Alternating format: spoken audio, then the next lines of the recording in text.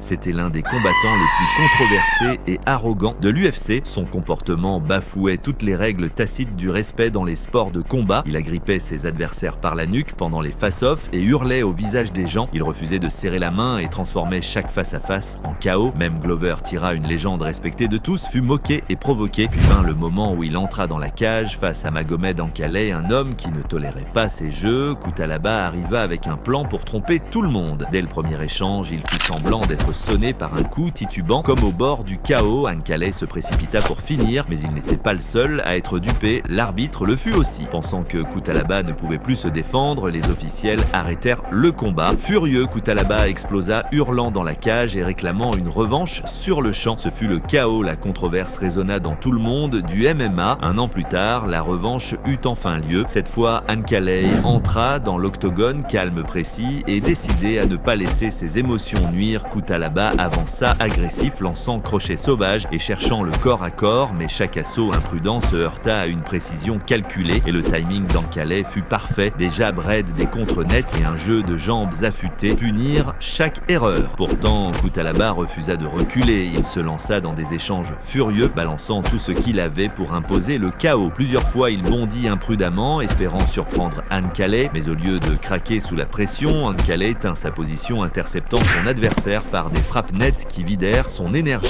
Le point culminant arriva avec une droite parfaitement chronométrée qui glissa à travers la garde de Cutelaba et l'envoya s'écraser au tapis. Même en tombant, le bagarreur tendit la main comme pour en demander encore, mais Ankalaev avait déjà scellé l'issue. Cette nuit-là, le débat fut tranché une bonne fois pour toutes. Le grand gueule showman fut réduit au silence et le Dagestanais taciturne prouva que la meilleure réponse à l'arrogance n'est pas des mots mais des points.